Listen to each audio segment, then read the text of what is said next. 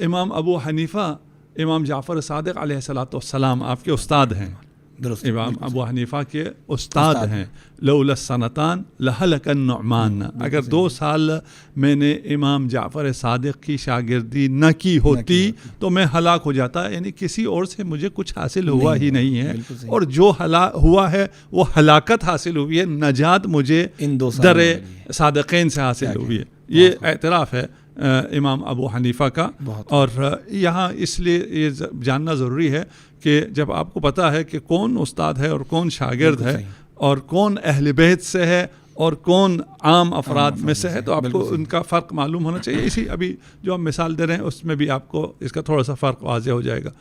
ابو حنیفہ جب آتے ہیں تو امام موسیٰ بن جعفر بچے ہیں, بالکل صحیح, اور بچپنے میں نماز پڑھ رہے ہیں.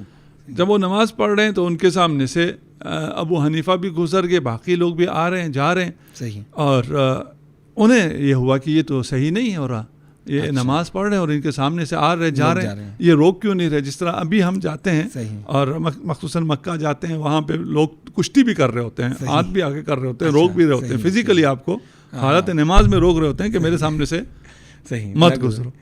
تو امام جعفر صادق سے اعتراض کیا روایت کے مطابق کہ یہ آپ کا بیٹا کیسے نماز پڑھ رہا ہے, اس کے سامنے سے لوگ گزر رہے ہیں, آ رہے ہیں, جا رہے ہیں. تو امام نے فرمایا جاؤ انہی سے جا کے پوچھ لو. خوب, سبحان اللہ. وہ بھی تو امام, بالکل صحیح, بچپنا ہے, کیا کہنے. لیکن ابو حنیفہ کو زانو یہ تلمس خم کرنا پڑا. سبحان اللہ. امام موسیٰ بن جعفر جو کہ ابھی طفل ہیں, نونہال ہیں, اور ایک دفعہ نہیں ہے, اور بہت سے واقعات بھی ہیں جہاں پر امام نے اس طرح ارجاع کیا کہ جاؤ پوچھ لو, میرے بیٹے سے پوچھو.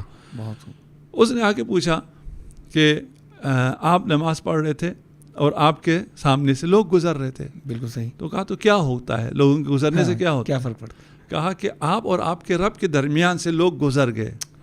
تو امام نے فرمایا میرا رب میری شہرہ کے حیات سے زیادہ مجھ سے نزدیک ہے, کوئی میرے اور میرے رب کے درمیان سے گزر نہیں سکتا ہے. کیا کہنے.